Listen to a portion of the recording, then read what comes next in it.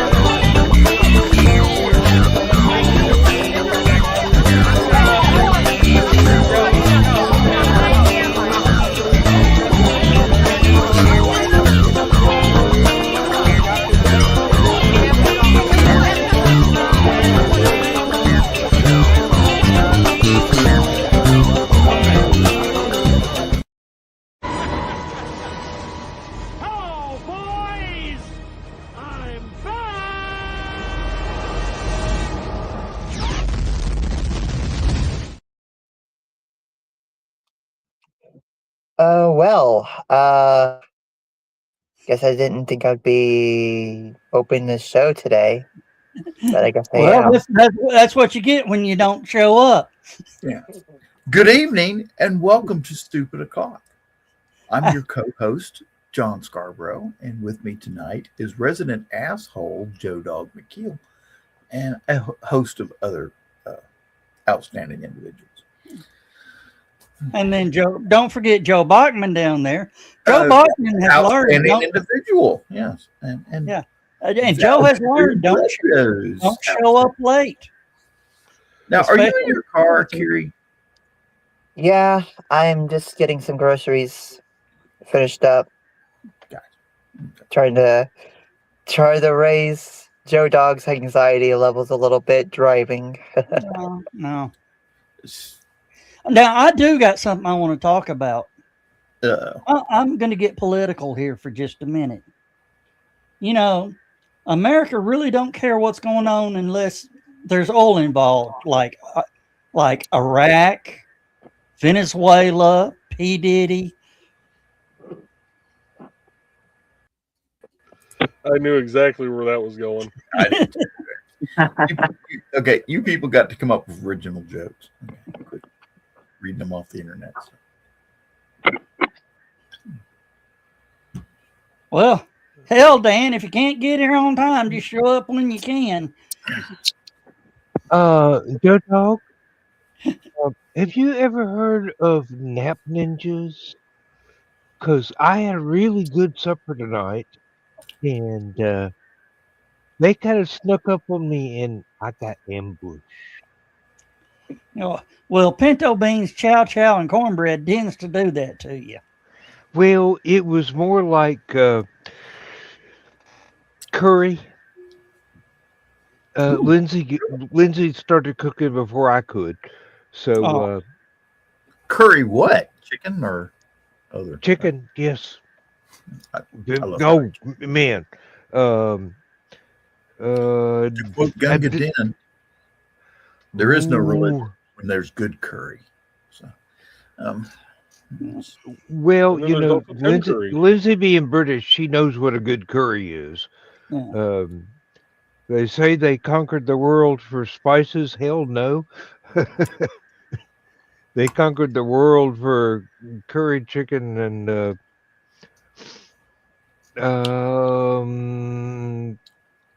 doctors.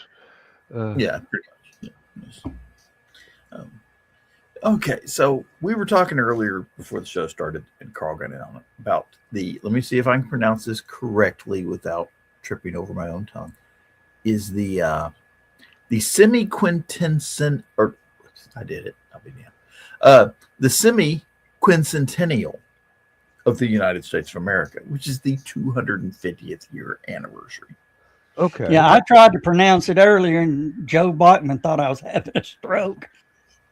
If looked I like tried Joe to wanted to pronounce it, speak. it would probably open up a portal into an alternate dimension.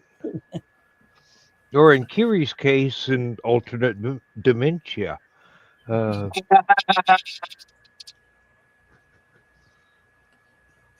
That's you true. know, Okay, so Valkyrie is driving a minivan. Yes, oh wow. Curie. That's okay. Cat. Cat. Just seeing the reaction. Oh, I had, and when I was please a kid, don't. If Kiri is driving and he's not really, 5 or 10 years into driving,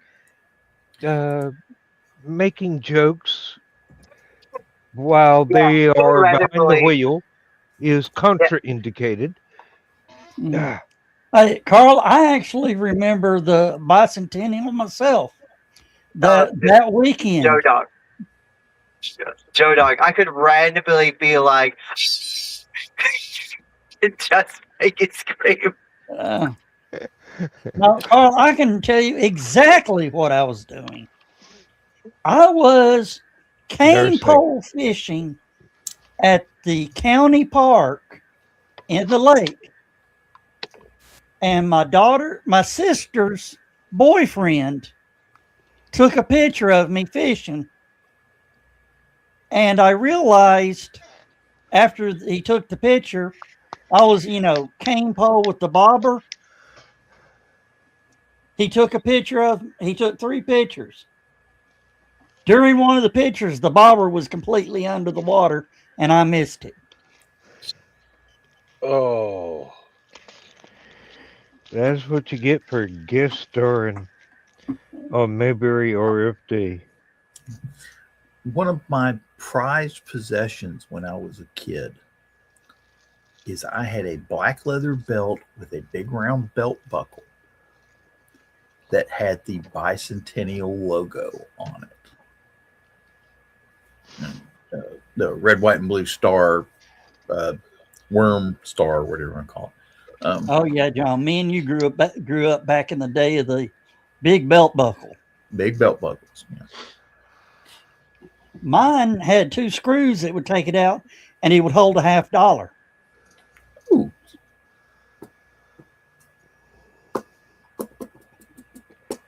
There was a very Of course, as skinny as I was and all that back then, it looked like a rodeo belt buckle. there was a very uncomplimentary Texas belt buckle joke that threw me up, but maybe tomorrow night would be a good time for that. Not that we're trying to get monetized. I just would be embarrassed to tell that in mixed company. And by mixed company, I mean us and an audience. So, John, what have you got going there? This is the M1150 Assault Breacher. They came out with this after I left the military. That is an anti-minefield device, was it not? It is a mine clearing device, yes. There goes the McLick. Okay, yeah. And then kaboom. Yeah. Apparently this thing carries 2 of those, plus the plow for proofing the minefield. I love the, whoa, wait a minute. Let me go back and do that again.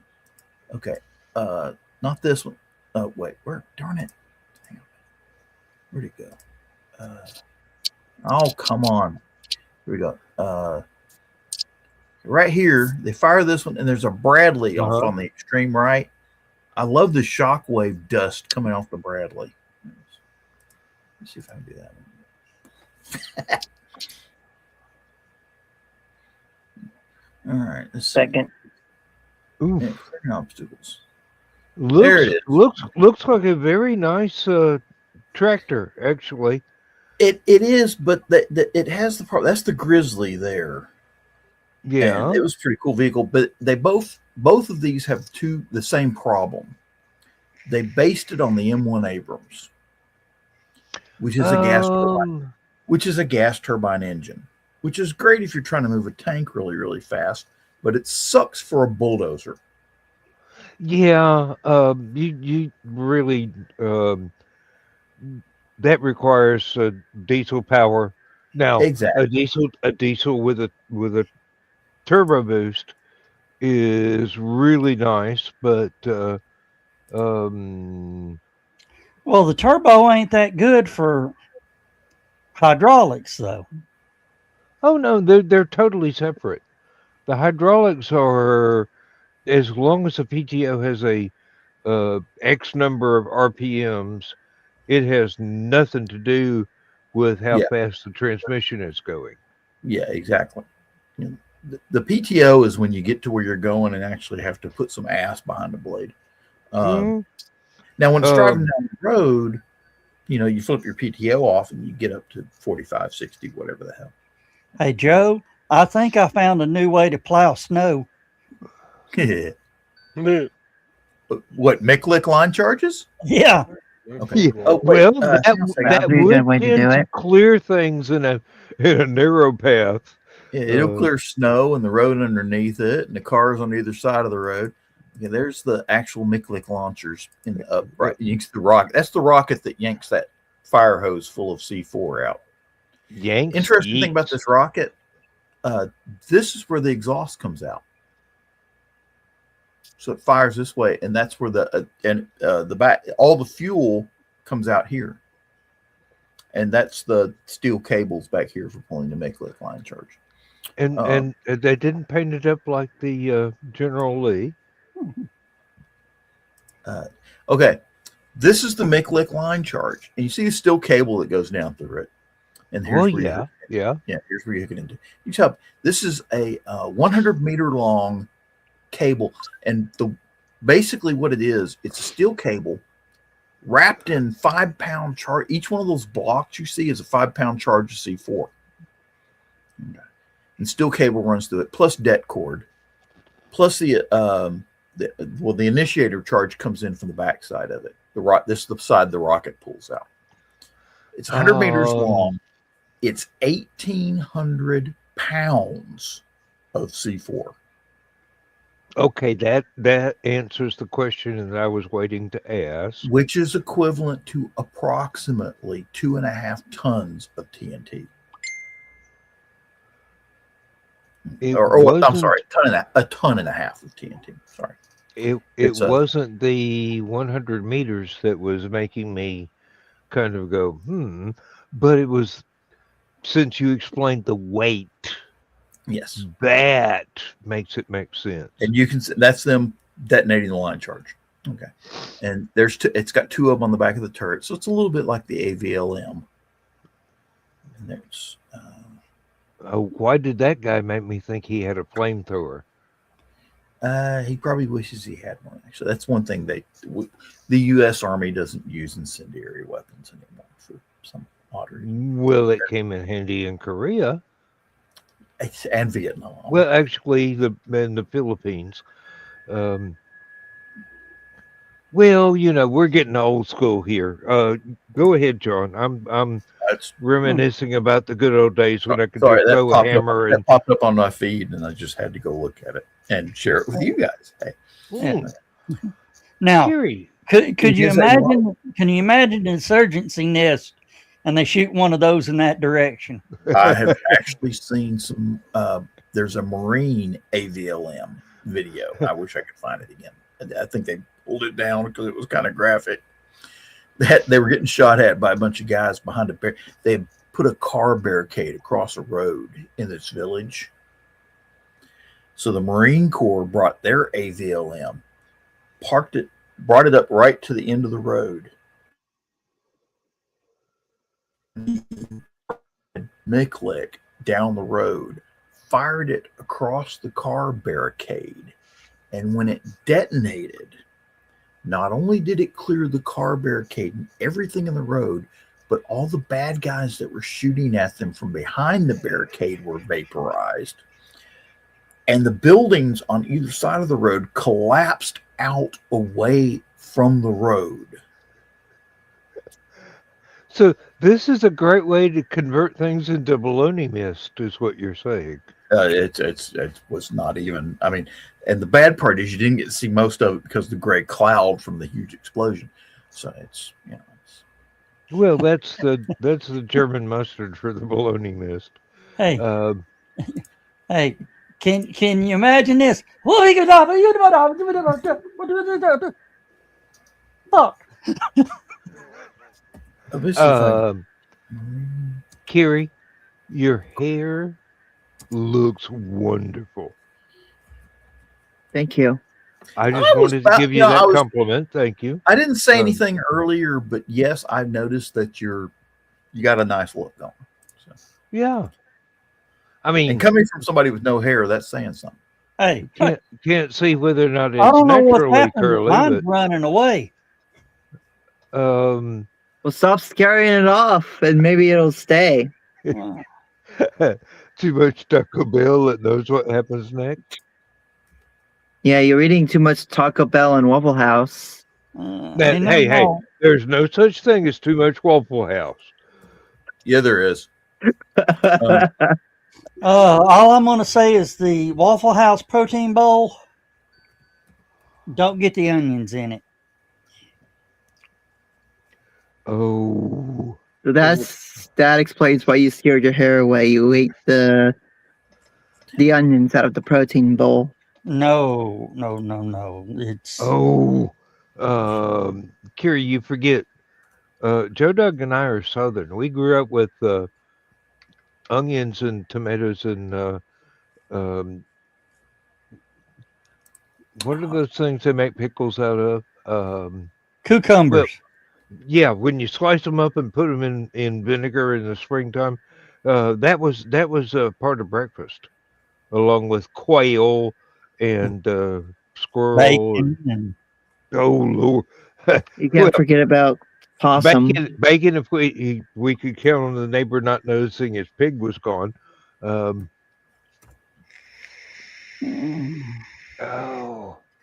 Dan, have you seen the video of this guy?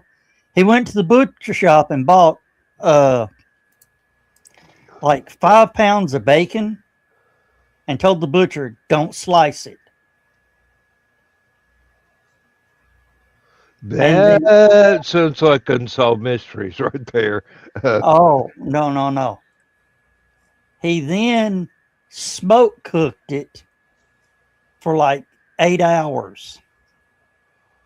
Mixed the barbecue sauce on top and just took his hands and mushed it up into pulled pork. Uh-huh. And then started putting it on sandwiches. A bacon flavored pulled pork barbecue sandwich. Actually, I don't have to imagine that. I think that I've been to that barbecue. I just sat and watched it and went, yeah. Reminds me of several family reunions back in the past where I had a whole lot more of the older relatives still with the family, and we had to rent out a state park because the Super Bowl wasn't big enough. I think that was my mom's side of the family. Well, that reminds me of the family reunion barbecue we had. One of my cousins, who was always there early, was late. He lives in Louisiana. And he was running late. His brother got a phone call and he says, "You got it? Yeah. All right. I'm heating the oil now."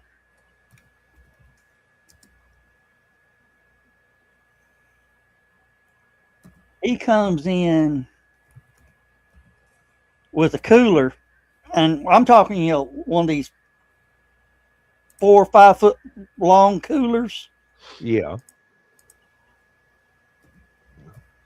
Peeling the meat off the bone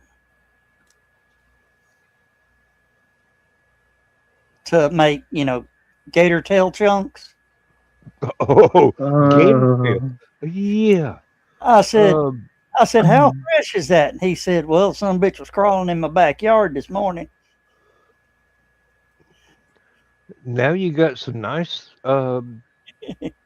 leather for luggage curing on the clothesline. Um, But yeah, that tells you. Yeah, I understand the Southern family cookout. Of course, he's also the crazy one that rode out Katrina in a double wide. that kind of reminds me of one Thanksgiving where the day before I was very small, and my dad made sure that instead of a shotgun, I had a BB gun, and we came back with a gunny sack full of quail, pheasant, squirrels, chipmunks, and I believe one of my cousins contributed about 4 trophy-sized fish that he had been off on the lake catching while we were stomping around up and down the mountain. And I found out why British royalty highly prized pheasant and quail for their public display meals, because that stuff is good. Yeah. But it takes an awful lot of chipmunks to be deep fried. To Dan, you'll understand this, and I think John will too. Have you ever gone fishing and had to do this?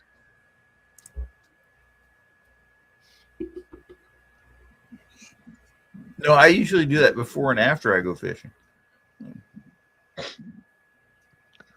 No, the little box with the crank, the phone box. No, we had active rangers around to make sure. And I know exactly what you're talking about with a little box with a crank.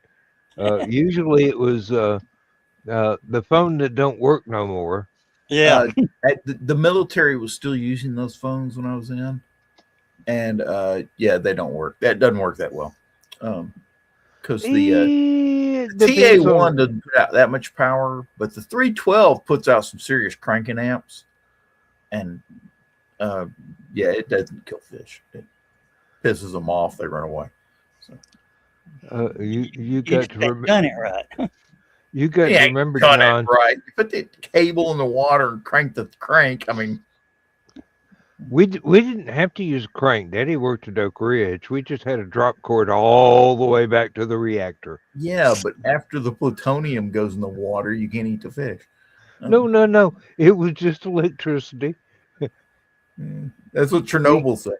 You hook up the wire to the other end of the damn reactor. Yeah, Joe's up. Joe understands these things. The damn flying carp. You got them up your way? The what? The flying carp. Carp. I thought you said car fish there for a minute, but I finally heard the P. The fish that jumps out of the water and break your face. I don't think we have that up here. I know they're working real hard to keep them out of the Great Lakes right now. Well, carp is one of those fish that you really don't want. Yeah. Well, there's a carp. There's a section of one of the main waterways into the Mississippi River that has signs up. absolutely no swimming or fishing in this area. We are not responsible for death or injury. They got 240 running through the water. Ooh. Uh-huh. And Well, who would be dumb enough to fish in that anyway? Here you'd be surprised. Yeah, I mean it's it's just fishing, There are people that for giggles will Well, how many of them get electrocuted as a result of their little giggles? that's the point. They teach their kids to swim in that.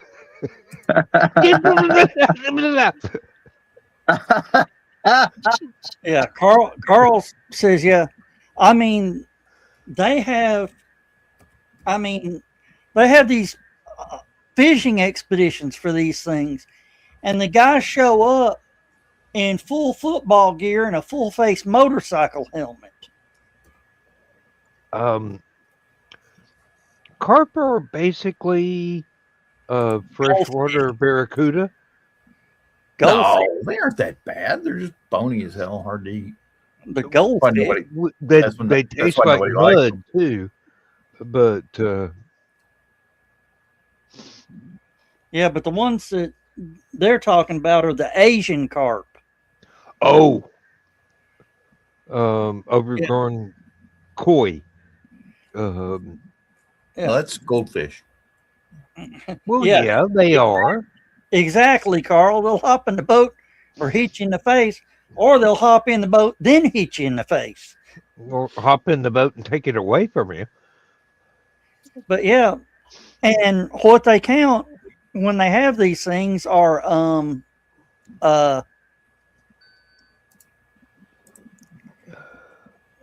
you don't have to bring the whole carp in. You just have to bring the head in. Now I'm reminded of one of those song videos from Saturday Night Live back when it was actually funny. Carl, please tell me, am I pronouncing that name correctly? Kankakee. Yep. I'm doing it phonetically. So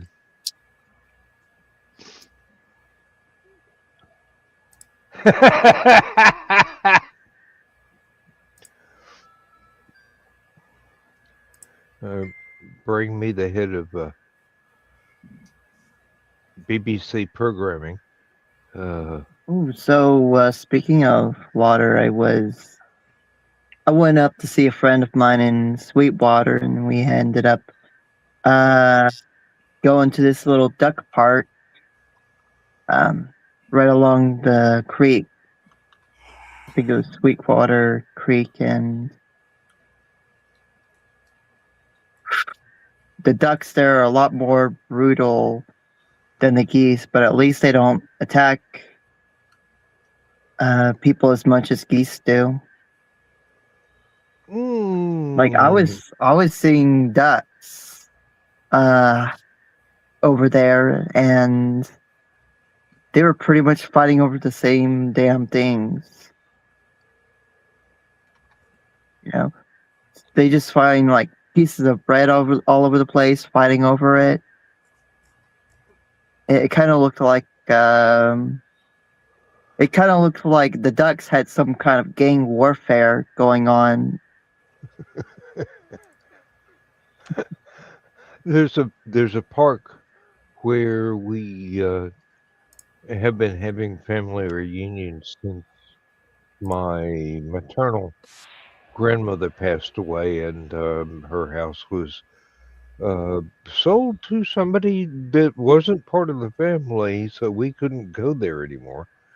And they have very large, not quite friendly geese running around. And not only did you have to watch your step because you didn't want any of that back in your car when you were trying to leave, but they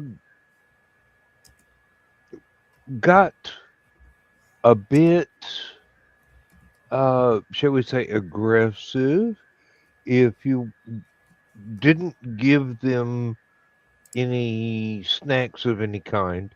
And you're trying to cook a barbecue, and you're actually sitting there going, "Where's a coyote when you really need one?" Hey, Dawn. Hi from Emmy's house. Mm. Lots of appointments today, but we made it. Good.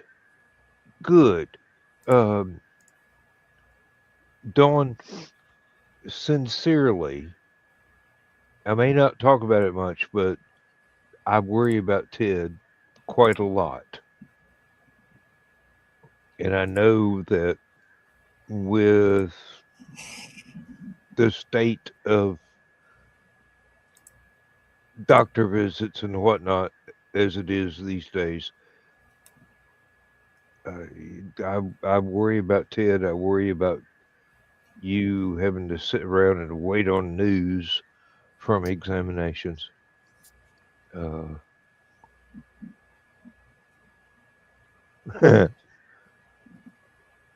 Listening. Oh, well, I'll shut up then and let you sleep.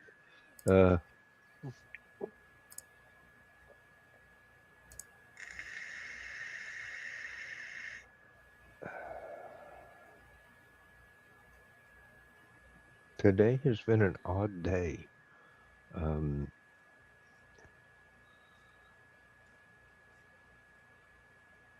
Actually,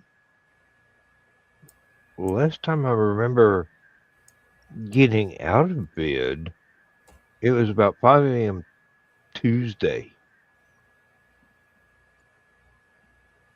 I've been sitting in this chair too long. Sleeping in this chair. I swear you sleep in that. I swear you sleep in that chair a lot more than you sleep in your bed. That's what my wife says, but the dog says thank you.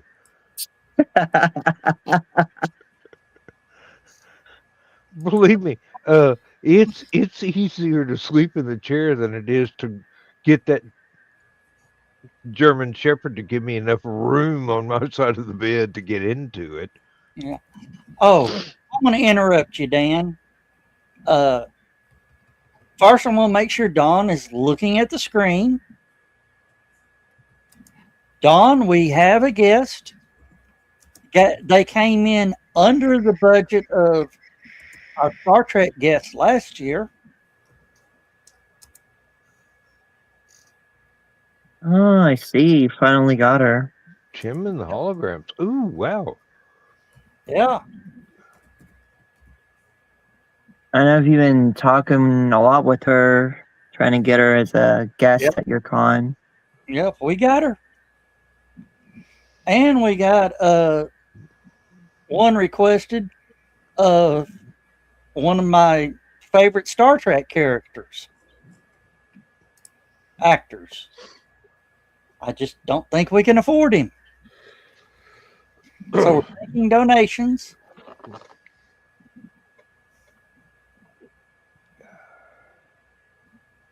What, Dan? No, I'm just trying to guess.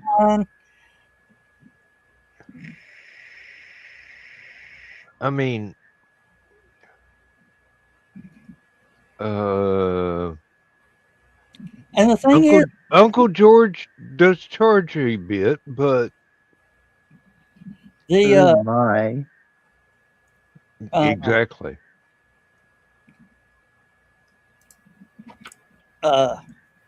No, I said Stargate, not Star Trek. No, you said Star Trek. You said Star did Trek. Not say Stargate. I'm sorry, Stargate. There's too many Star franchises out there.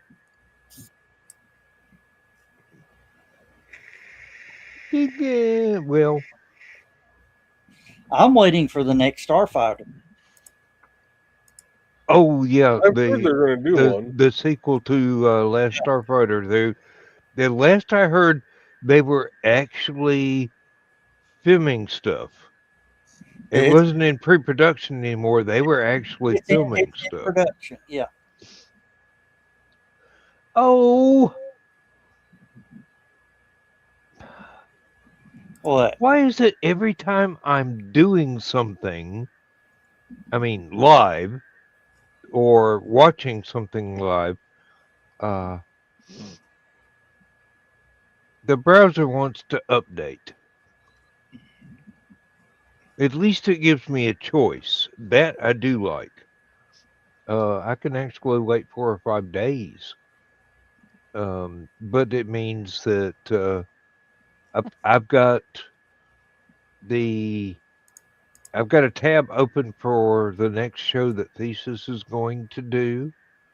I've got a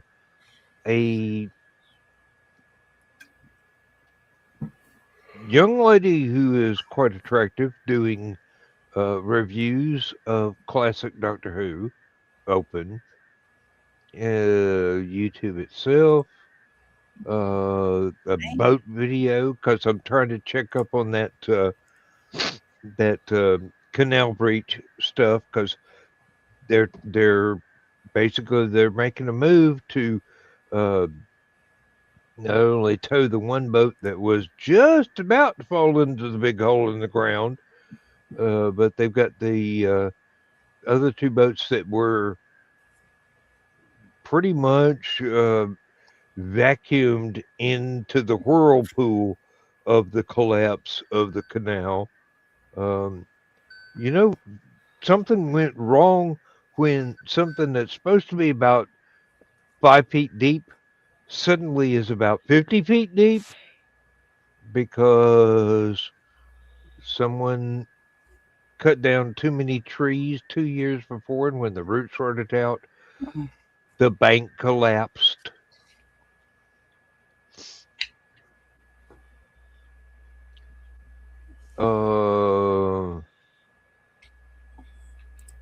No, Carl, my computer is not going to crash with all the tabs open.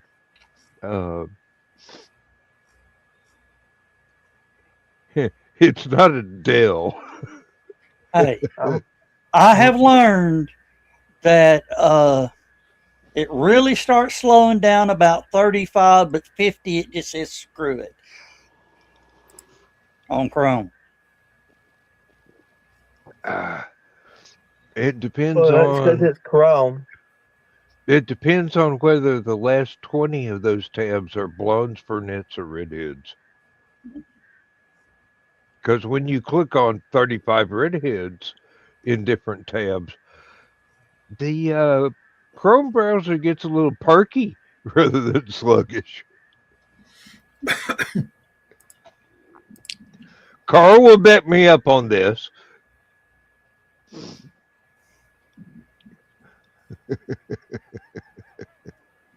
Well, I really don't need to be announcing too much about our guest because the agent is spamming every page on Facebook.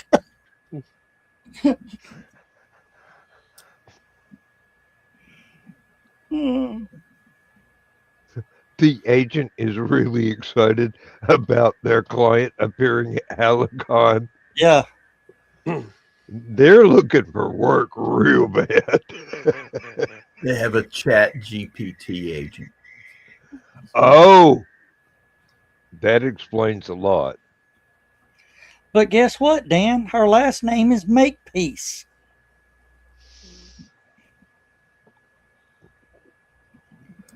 The agent or the star? The agent.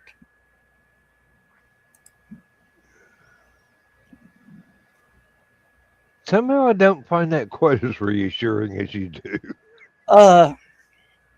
Well, you actually know her cousin.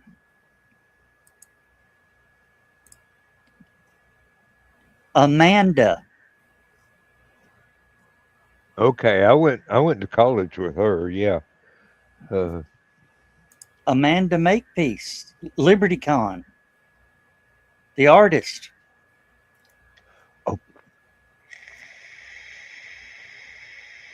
I'm not wanting to slap my desk because I don't want to have to shut off the camera and put everything back together again. Yeah. You know who I'm talking about. Boy, howdy.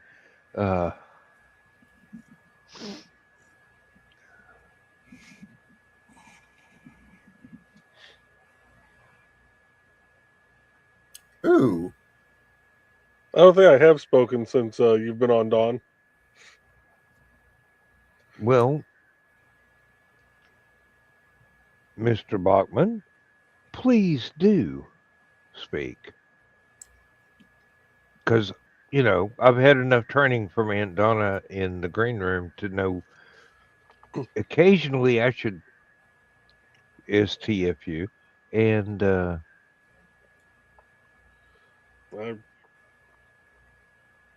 I'll just disappear into the background here as I lean back. I need to ask. I need to make sure I ask off work so I can go to HoloCon that weekend. Yes, you definitely need to go.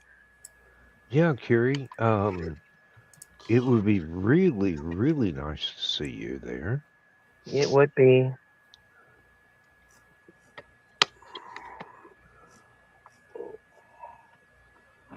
You planning to do a show Saturday night, Joe Dog?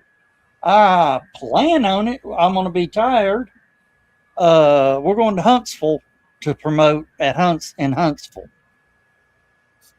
But, I'm gonna try to bring someone to HoloCon that weekend. But I'm gonna warn you, Joe Dog. We got into a lot of chaos yesterday. The Walmart in Sweetwater got sick of her shit. You taking notes, Security Director Scarborough? No. No. Except who to party with. He's already threatened to bring chaos and mayhem. Okay, wait a minute. Wait a minute, Joe Dog. Chaos and mayhem, and you think you're going to allow somebody else to make more than you do? Okay, I have survived Secret Service agent assaults and nuclear terrorism at sci-fi conventions, and you think this guy intimidates me in the least? Hell, it's not just going to be me bringing chaos. It's not just me who's going to be bringing the chaos. It's basically going to be a chaotic duo. Okay. Trying to out chaos Joe Dog at the con. I'm sorry, Kiri, but that's a dynamic duo. You're going to heterodyne off one another till you explode. Oh, Lord. I have dealt with a drunk Claudia Christian and a Pikachu kidnapping. You got nothing, kid. Okay? Now, wait a minute. I'm still trying to process I thought Claudia Christian. I thought you were going to say Claudia Black, meant Claudia Black. No. I was going to go. No. Claudia Christian. She's much better looking. Too bad she doesn't like guys. I think so, but that's... You're giving me plenty of ideas, John. We might just kidnap a Pikachu and subject it to so much torture. It was... Well, hey, Kiri. Hey, Kiri. I hear there's quite a few, or at least one Pikachu costume for sale right now. It's been to quite a few conventions. I'm sure they have made rules about 3 at the Trade Center and 1 at the Trade Center in Dalton. Okay, I had to keep an eye on the. Oh my God! I had to keep an eye on the Necronomicon Teletubby. Okay, you got nothing. All right. Oh my god, like those Pikachu oh my god. I feel like that was like a slow burn barn con. What? Oh, what I was talking about? Yeah. Yeah.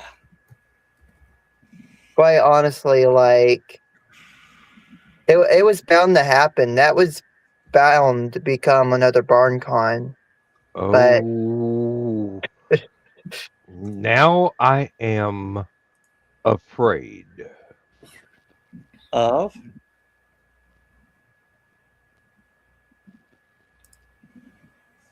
Trelana, Amy, and Dawn at the same convention, at the same time, at the same table. Okay, my knees are now officially quaking. John, do you think you can handle the both of them at the same table? Oh yeah. Oh, sure, yeah. We're gonna give you so much Donna work to and do. Misty as well. I'll be in my bunk. Oh god, we're gonna give John so much work. No, Yep. it's no work for John whatsoever for us to stay in my bunk. That's Um, nothing. That's nothing, Kiri. Did you, I'm so glad you wanted to work. Volunteered for security, Carrie. Don't you know the Well- rule of convention security? If you cause problems for convention security, you are cursed to be on convention security in the future. Oh, can you imagine what John did to become director of security? Yeah, Yes. that's Thank you. why it's in the convention rules. Now you know that why John I cannot got have a chased. flamethrower. Okay. Now you know why I got chased by the Secret Service. Okay. Hmm. That was not anything to do with the Twice. with the glowing green No. That was later. convention I have an soda. That wasn't you. No, that was I woke up and found out about that one. Likely story. From what Let's I put it un- this way, I was the survivor that had to pick up the pieces for that one. Okay. hey, Dan, from what I heard, the instigator woke up, looked out the window, and says, "Oh shit," and pulled the curtain back on his van. Well, yeah, something like that. No, that's- Well, it's no good trying to hide when the van closes in the dark. I have never had to denigrate myself to that level, Don. Thank you very much. No, Dawn, that is the Men Without Pants party that got banned from several Atlanta conventions. An Acrocon. Oh, I pissed him off. I showed up in a pair of shorts. And that's about all you had on. No, and they said, "No, you can't have pants." I said, "These aren't pants. These are shorts." Oh god, I remember Technicalities. this story. And it's like, and the look on their face was, "No, those are pants. These are shorts." Pulled out the tag. It said shorts on the inside of the tag. These are shorts. They're not pants. Well, the real downfall of the Men Without Pants party was that there was a lady whose teenage son was on the spectrum, and he objected to being groped by the girls at the door, whereas other folks who may have also been on the spectrum were okay with it. He definitely was not. And police got called. Oh God. Hey, Believe me, I knew the kid. He was absolutely justified. And there are a few people that we know to this day who were not on the door warden duty, but already inside at the party. Don't look at the same way anymore, but I still will not treat them disrespectfully, mostly because they can chop a champagne bottle in half with a sword. Yeah, John knows who you're talking about. Yeah. Hey, Thesis would respect the skill, if not the production quality of the sword.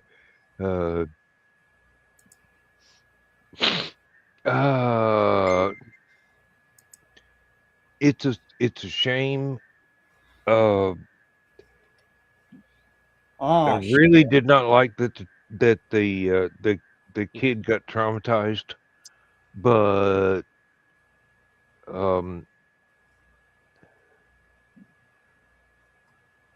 it was basically an adults only party, and the kid was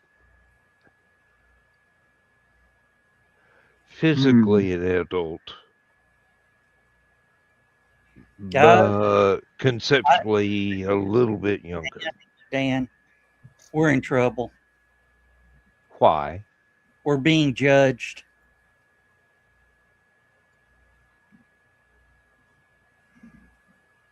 Look at the screen. We're being judged. Mm-hmm. Well, I see something about AI and Dawn putting her skirt or hand up some girl's skirt in a lobby. No, he just had the picture up on screen. Yeah, look on screen. Emmy's cat is judging us. I'm sorry, I mistook that for one of mine that I have to sleep with. Believe me, it's like Count Dracula perching on the headboard of your waterbed going, if I could swim, you'd be in trouble.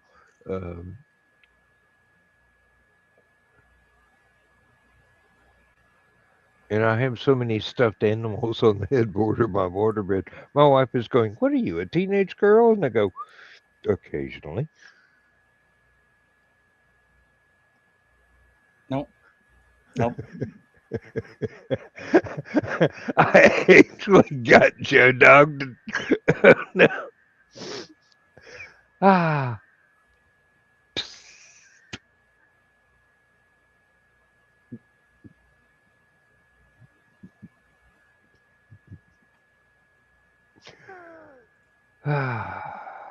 I had somebody. Hey, everybody. Sorry I'm late. I just got here. What's going on? Well, Joe Dog, I'm happy to announce that we actually just got monetized about 30 seconds ago. Yeah, you had to go and screw it up, Joe Dog. Good job. We were just happy being monetized for those 30 seconds. Oh, no. There went the monetization because it's not Friday. Not the green room. Oh. I had somebody at a convention one time. We were basically being mischievous as usual with every con we go to. They wanted me to like rope them at the convention, and I wasn't really wanting to do that out in front of everybody. Well, it's not the kind of thing you want to be a performance. I just simply booped, and then they were like, "Is that all you got?" So they just had me grab. They grabbed both of my hands and just had me cup the feel. Well, that's when you look them deeply in the eye and go, if you want something more serious, we've got to leave the elevator and lobby. You know, Barkus is willing, but not in public. There are, rules of engagement, and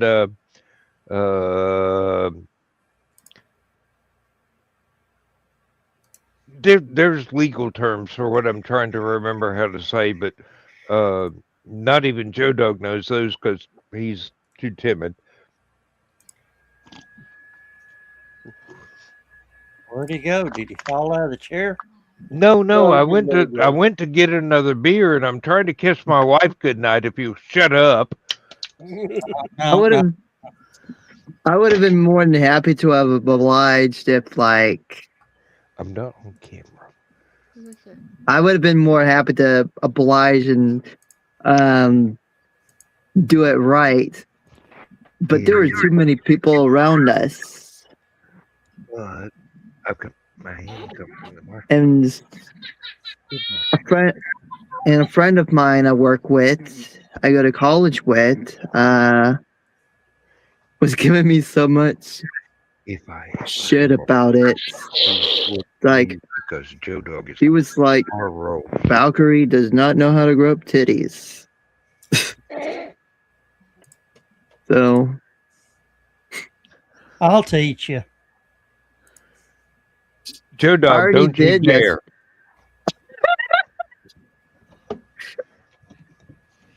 I mean, it's Kiri too late. deserves to know how to do it the right way, Joe Dog. Stay away. It's already too late. That person I was from the convention that I went to see yesterday already taught me plenty about groping titties. Well, the best way to learn is just to ask the girl what she wants. She will tell you everything you need to know. Believe me, that's what college is for. Well, I already know what you liked. She just wanted me to squeeze hard, not go and for open. the nipple. Well, yeah. But don't adjust the volume in the channel. Sometimes there are occasions when there's a hide the nipple squeeze. Why are we having a green room conversation here tonight? I don't know, but y'all started it again. I didn't start anything. I was replying to Kiri, who's someone I admire and whose company I enjoy. Makes me feel like a teenager again. You kind of did bring up the grope story, and I'm kind of adding to that. The last thing I remember was, no, it didn't disappear. I'm trying to kiss my wife goodnight because I'm off camera trying to get a beer. Why do I feel like one of Jeff Dunham's puppets? Oh, yeah, John.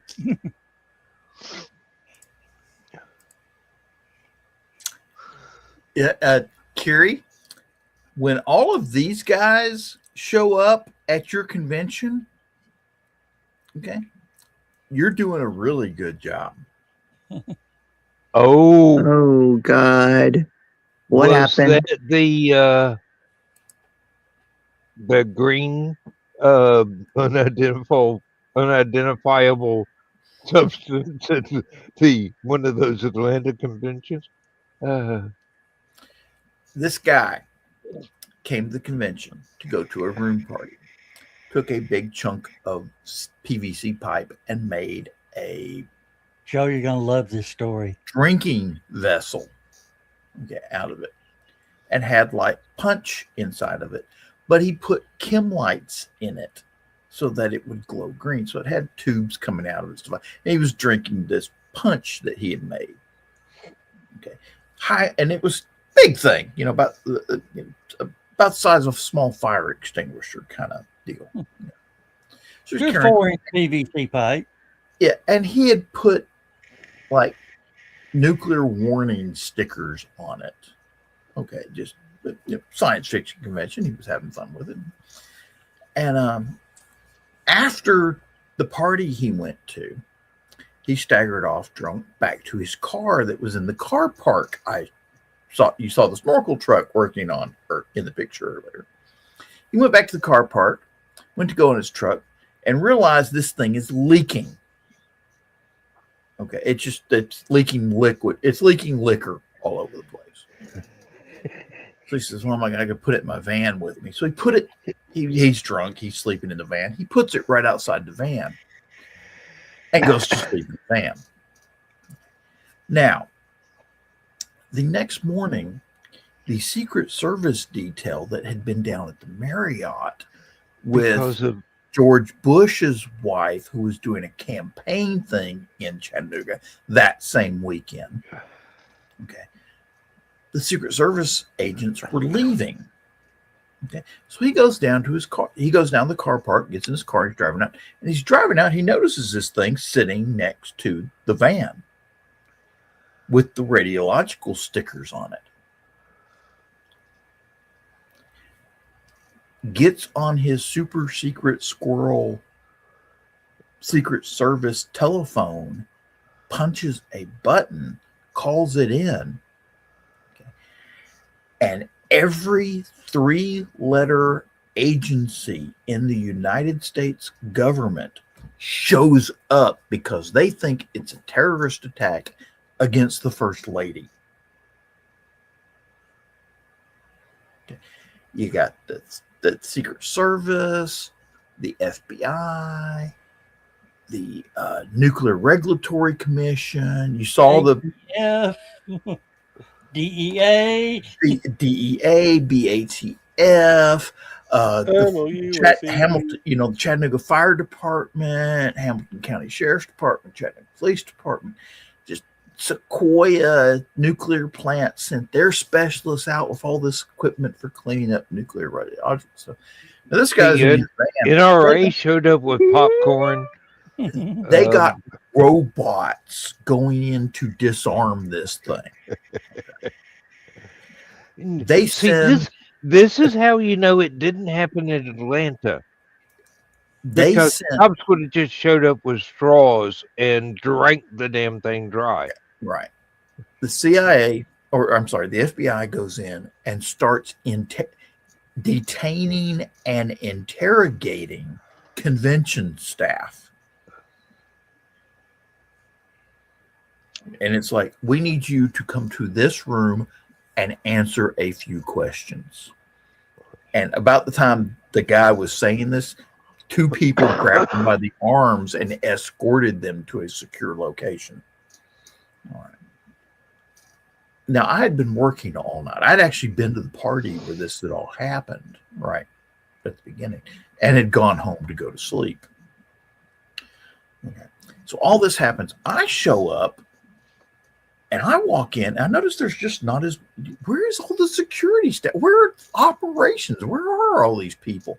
And I walk in, like, where is everybody? And they look at me and go, haven't you heard?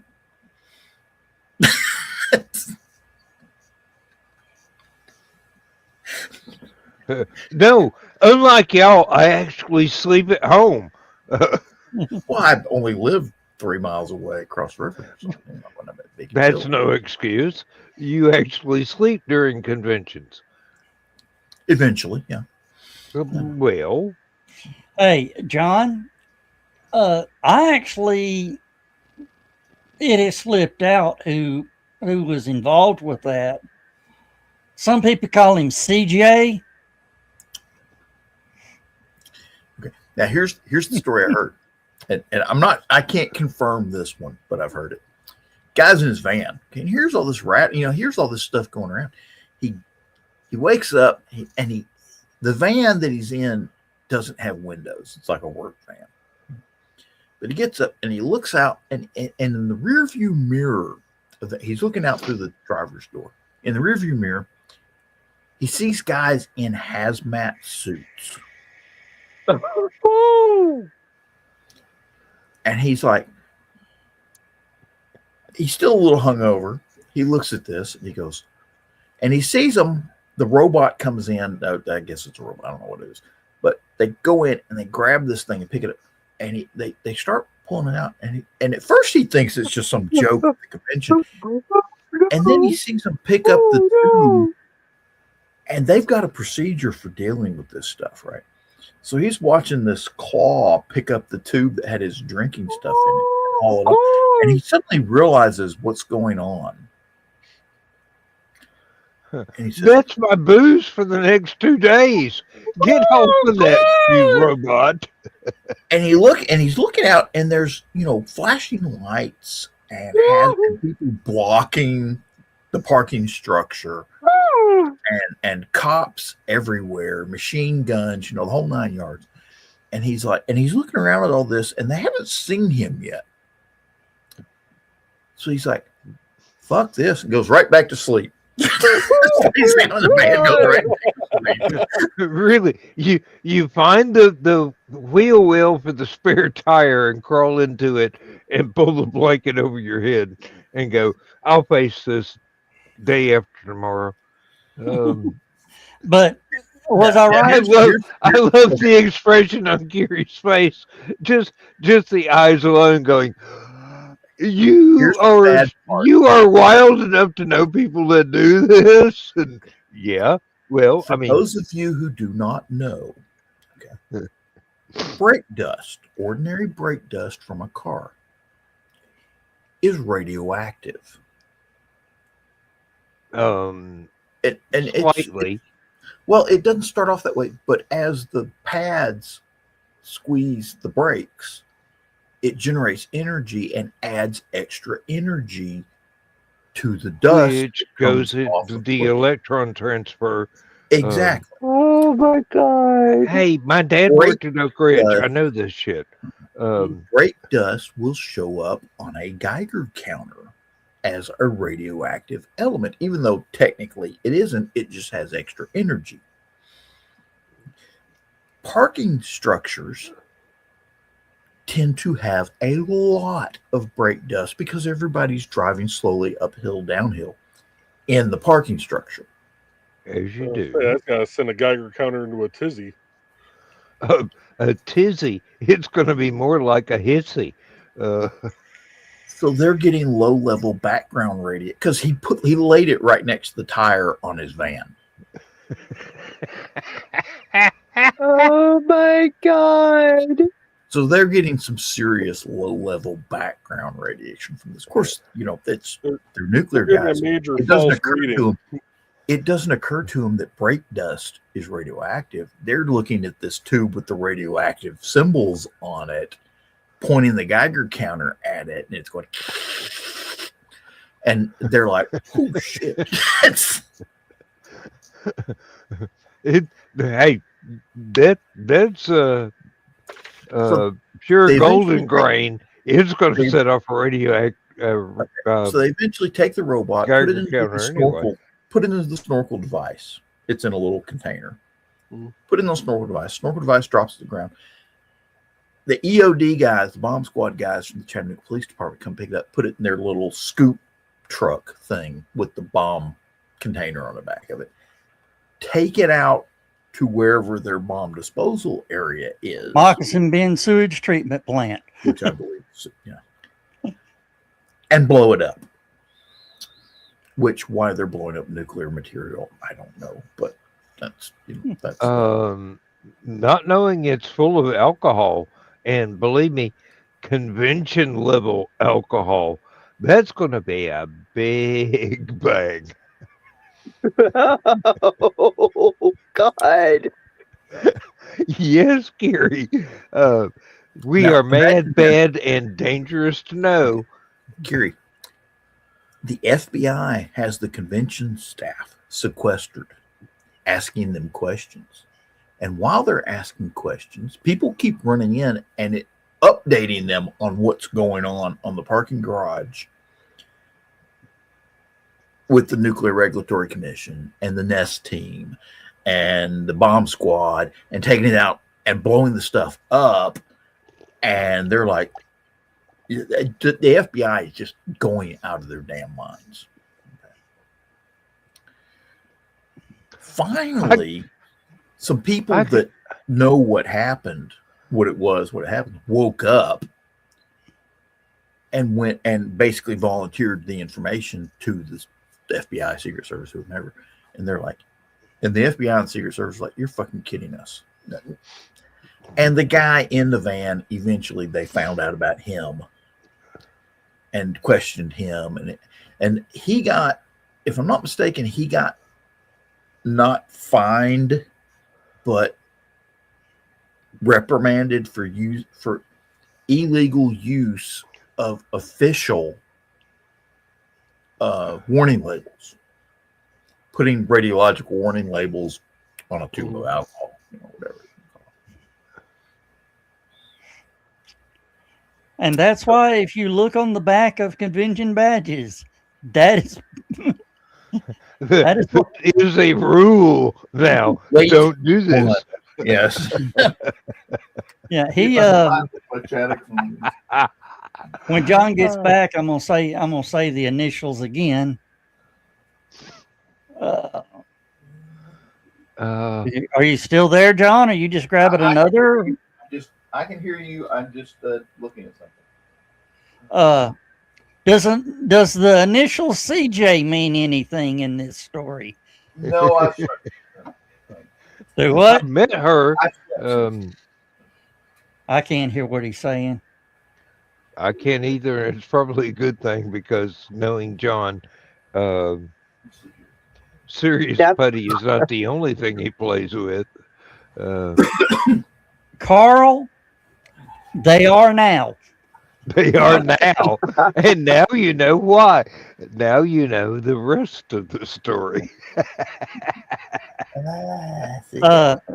John, look what Carl posted up.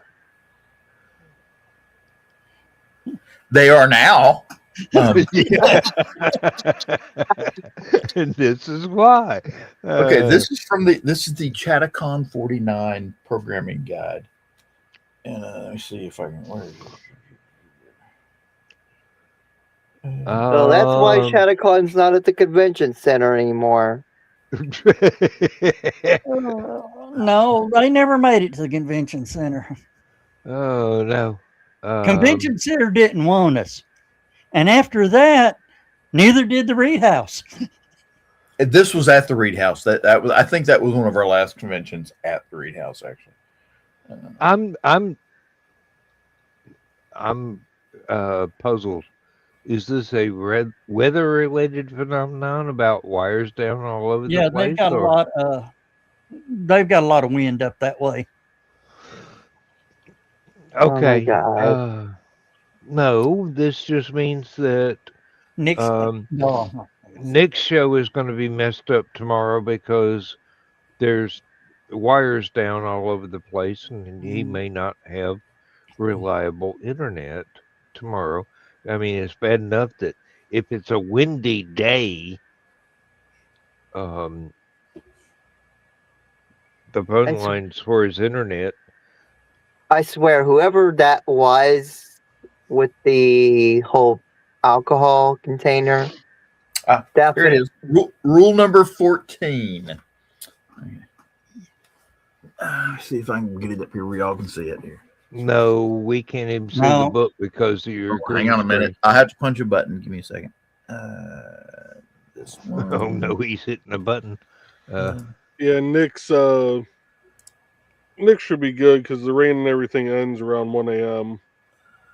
Okay, good, because I may or may not be awake in time for Nick's show tomorrow.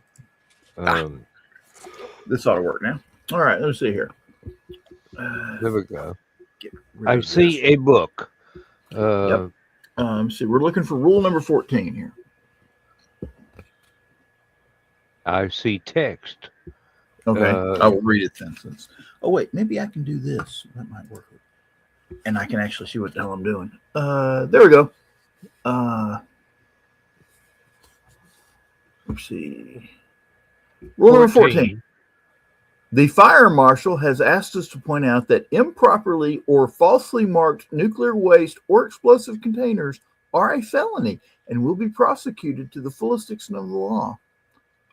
Guantanamo is unpleasant at any time of the year. See rules 7 and 8 again. Did Brandy write that paragraph? You know, I think Mike Dilson actually wrote that one. Okay. Well, it sounded like something another of our mutual friends, who is sadly no longer with us, would have written, because he did work at nuclear power plants. Okay. Is it rule 14? Yeah, rule 14. Rule 14. The fire marshal has asked. Yeah, there it is again. Basically, all the same rules that Chattacon had. Yeah.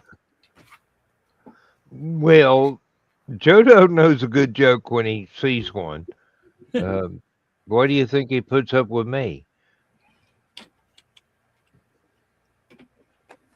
Did you say something? Oh. No, Mr. Bachman was just reminding me of how excellent the Indiana whiskey is and how I need 2 bottles. One for my wife and one for me to hide. Here I thought the fire alarms we had at the hotels were bad. Whew. That was, I swear, whoever that was with that liquor container, really, I don't think anyone can beat the amount of chaos he caused at the conventions.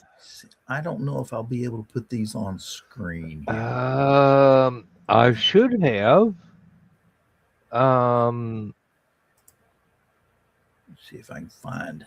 I know I've got them here somewhere. If I do have a tab open for next show tomorrow morning, it must be in another Chrome screen. I might have clicked open a new window rather than open a new tab. I've got a thesis. I've got a story I'm working on. I've got the lady that's doing the Doctor Who reviews. I've got YouTube in general. I've got what I only assume is one of the canal boat videos, and then this one, and it's also saying finish updates. I'm going, not while I'm actually doing something. Thank you. Okay. Here we go. Let me see if I can get this up here because this is hilarious too. That's what she said. Let's see here. There we go. All right, let's bring this up. And I will okay. The Time My Pikachu Was Kidnapped and Held for Ransom by Mike Fahey. This was he published this in 2016. Unfortunately, Mike Fahey has since passed, sadly. And then it was 20 years, boy. What was it? 1996. I didn't know it was that long. Oh wait. Oh no, 99. Here we go. Today marks 20th anniversary of the release of Pokemon in Japan, and fans are celebrating mystery in their phones. Poke memories. Mine involve a kidnapping, complete with Polaroid shots and a magazine cut-out ransom letter. It all went down at Dragon Con 9. I thought it was 99. Okay. In DragonCon 1999, downtown Atlanta. Been working security for the DragonCon. convention for some 7 years at that point, but this year was proving more difficult than previous ones. 2 months earlier, right after my wife had left, and our mutual friend base was pretty much the entire security staff of the convention. Wasn't sure if I wanted to go that year. Okay. Thanks to the prompting of close companions and the support of the women I was dating at the time, who would eventually wind up the stepmother of my nephew, long story, I decided to attend. I packed some clothes, a walking staff, geek, some dice, such geek, and my best fake friend, a chubby little stuffed Pikachu. Okay. Turns out I was worried about nothing, or at least worried about the wrong things. I left Pikachu in the security operations room late on the first night of the convention while I responded to a call. I'm relatively certain that call was the infamous 18th floor orgy. Hey, that was a fun orgy. I remember that. Okay. Anyway, the hotel we were in consisted of 2 towers connected on various floors by walkways. And from the walkway to the 22nd or something, an excellent view of the events happening on the 18th with the window curtains wide open. Yeah, I do remember that. As late night security, our job was to stand there and watch it while making snarky remarks. Pretty much, yeah. Let's see. When I got back to the operations room, Pikachu was gone. Now, this is the first year that the Pokemon thing was big in the United States, if I remember correctly. I may be misremembering, but it seems. He searched, found nothing. He asked around, but no one saw anything. I returned to the hotel room I was crashing in, searched my bag, and found this. Let me see. Exhausted from my search and devastated by my loss, I took a long nap. When I awoke, I started asking important questions. How the hell was I supposed to get 1,000? Oh, wait. Oh, man, they don't have the picture. Oh. I don't know if the picture you got up there, John, is not entirely displeasing. Yeah, well, there's that. Okay. Anyway, how is he supposed to get $1,000 to replace $15 plus Pokemon in just a couple of days? Darn it! All the Polaroids are gone. Darn it! Well, you may have to use the Wayback Machine in order to get the exact appearance of the page you're looking for nowadays. Hey, here we go. It's funny you should mention that. Hey, it's a resource. Let's see.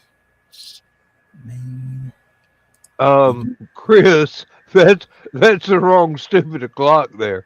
When I type in stupid o'clock, I get Oriental Asian based content. Wait a minute. Darn it, that's wrong. Okay, go back one. I'm sorry, that doesn't apply. Joe Dog is taller than that. Okay, this is the ransom letter. Can y'all see that? Okay, somebody left him a ransom letter. Nice. Okay.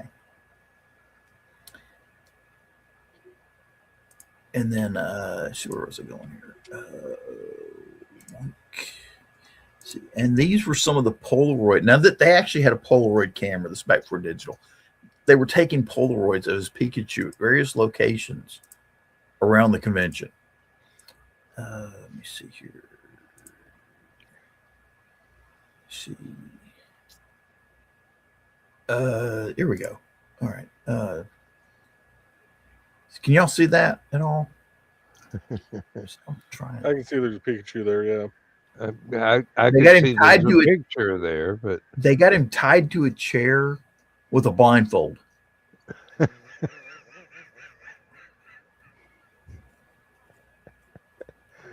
Is that so it's basically Chris if Dawn were to kidnap him,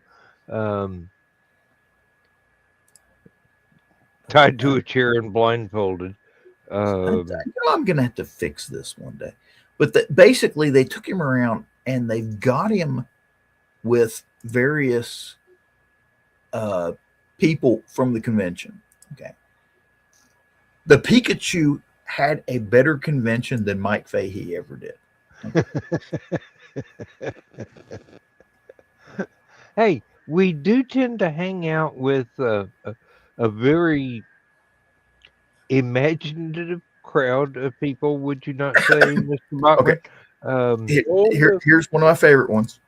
Let me see if I can bring this up here real quick. This is Pikachu with Frank Gorshin.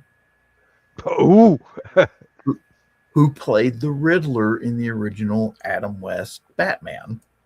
one of the Riddlers, because Gomez did a great job too. All right. Okay. Here he is with Babylon 5-star, Mira Furloin, her husband, and her new baby or kid. Okay. Who's probably about 20 now. Well, yeah. And then, okay, here's Pikachu with Tom Savini of the Dawn of the Dead fame. And some other. That's going to leave a mark. Okay.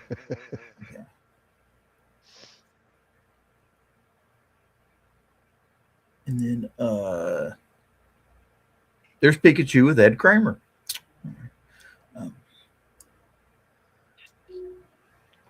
You know, it's really odd, but we know so many interesting people. Don't we though? Okay. Let me see. Where's this one? I'm not sure who that is. Hang on a minute. Now here's one. This is Pikachu at the Hard Rock Cafe in Atlanta.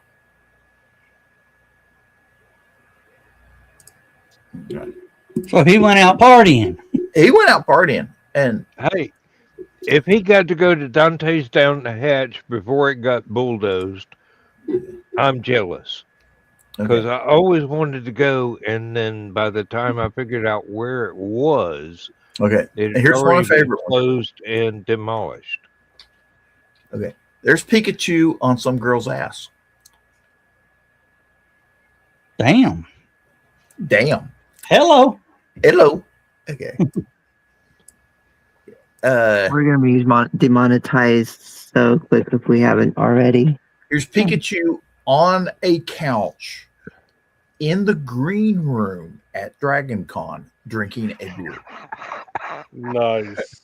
The countertops are too high. The thing was, that was probably the room he worked in. Yeah, it's Pikachu out by the pool, which is another one of my favorite ones. And Carrie, to answer your statement, we've never had a chance of being monetized, so we're not worried about it. Yeah, so, if any of y'all want to look that up, it's the time my Pikachu. Just type in Pikachu kidnapped, and I think it's like fourth or fifth on the list of Pikachu kidnappings. Which, considering that the Pokemon series actually had a couple kidnappings, and it ranks that high in a Pokemon search, that tells you something. Well, with that, we got to say bye, everybody. Oh, Good night, everybody. Good night, everybody. Good night, y'all. Guard your Pikachus. Yeah. Rule 14. Rule 14.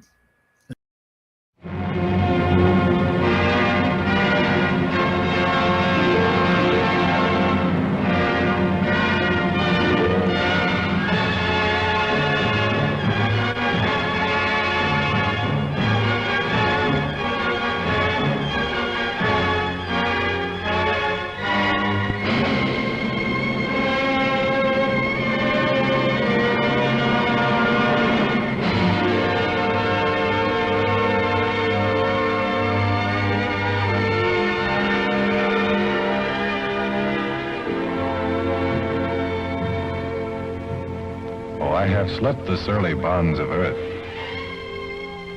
and danced the skies on laughter-silvered wings. Sunward I've climbed and joined the tumbling mirth of sun-split clouds and done 100 things you have not dreamed of. Wheeled and soared and swung high in the sunlit silence. Hovering there, I've chased the shouting wind along and flung my eager craft through footless halls of air. Up, up, the long, delirious, burning blue, I've topped the windswept heights with easy grace, when never lark nor even eagle flew. And while with silent, lifting mind, I've trod the high, untrespassed sanctity of space, put out my hand and touched the face of God.